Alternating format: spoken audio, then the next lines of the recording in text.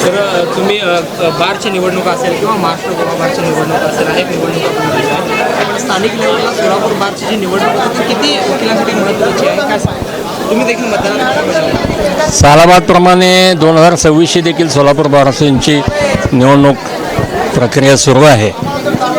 या निवडणुकीचं वेगळं वैशिष्ट्य म्हणजे सर्वोच्च न्यायालयाच्या निकालाप्रमाणे पहिल्यांदाच 30% महिलांसाठी पोस्ट राखीव झाले. त्याप्रमाणे उपाध्यक्षाची पोस्ट आणि जॉईंट सेक्रेटरीची पोस्ट या 2 पोस्ट महिलांसाठी राखीव झालेल्या आहेत. त्यामुळे महिलांना एक आदराचं स्थान आणि हक्काचं स्थान या कार्यकारिणीमध्ये मिळणार आहे.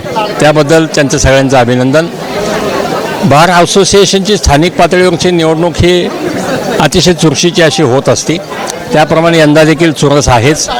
महत्त्वाचं म्हणजे निवडून येणाऱ्या कार्यकारिणीने सगळ्यात प्रथम काम करायचं ते म्हणजे बिल्डिंग कंप्लिशन करायचे.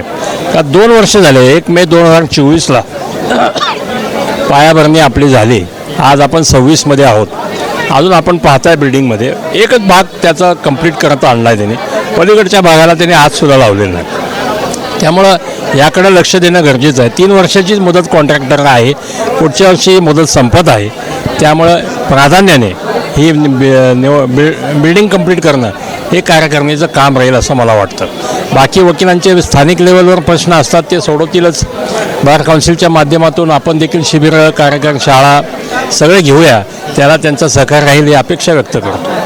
नवोदित वकिलांसाठी हे व्यासपीठ किती महत्त्वाचं आहे कारण अनेक ज्युनियर वकील देखील यामध्ये निवडणुकीत उभे राहतात. त्यांच्यातील नेतृत्व गुण असेल कला गुण असेल नाही कुठल्याही संघटनेची निवडणूक ही महत्त्वाचीच असते.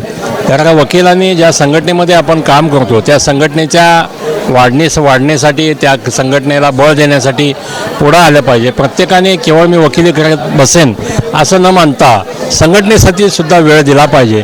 जेणेकरून या वकिली पेशाचं आपण देखील काही देणं लागतो समाजाचं देणं लागतो या भावनेतून निवडणुकीमध्ये उतरून लोकांची किंबहुना वकिलांची सेवा करण्याला प्राधान्य दिलं पाहिजे. एवढे साहेब असं कारण ह्यांचा जो कालावधी आहे तो फार कमी आहे असं देखील एक चर्चा वकिलांमध्ये आहे. कारण त्यांना एका वर्षामध्ये जे महत्त्वाचे काम आहे ते करायला मिळत नाही आहे.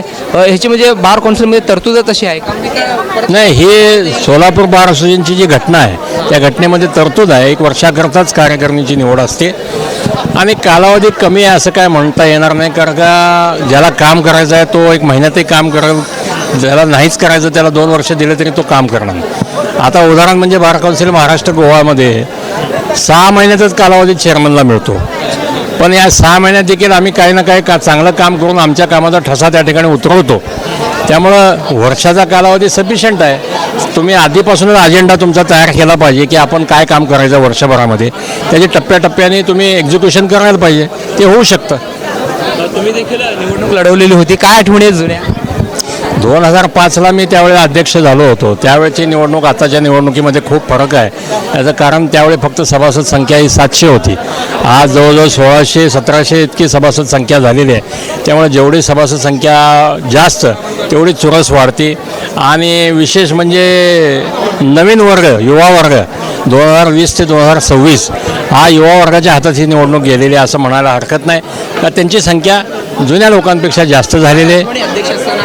अध्यक्ष असताना मी पहिल्यांदा जिल्हास्तरीय क्रिकेट स्पर्धा भरवल्या. जिल्हास्तरीय कॉन्फरन्स घेण्याचा प्रयत्न केला. त्याचप्रमाणे वकिलांकरता अल्पदरामध्ये सॉफ्टवेअर देण्याचा प्रयत्न केला. लायब्ररीची रचना त्या काळामध्ये करून घेतली. अनेक कामं त्या ठिकाणी केली. म्हणूनच म्हणलं 1 वर्षाचा कालावधी असो नाही तर 6 महिन्याचा काम करणाऱ्याला कालावधी कमी पडत नाही. तुमची भूमिका नेहमी महत्त्वाची असते कारण तुम्ही एक ज्येष्ठ वकील आहात अनुभवी आहात. म्हणजे काय म्हणजे कोणाच्या बाजूनं हे स्ट्रॉंग पॅनल आहे तुमचा कोणी उमेदवार वगैरे काय? नाही, कारण कसं आहे, असं म्हणलं की थोबडे मला ज्याच्या डोक्यावर हात ठेवेल तो निवडून येईल. नाही असं नाही आहे. ज्याला त्याला आपापल्या कर्तृत्वाने ही निवडणूक लढवावी लागते.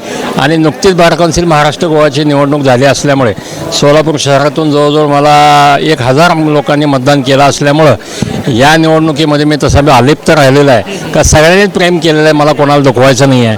त्यामुळे एखाद्या पॅनलला सपोर्ट मी असं काही केलेलं नाही. होय, जे काय निवडून येतील ते सगळे आपले असं म्हणायचं.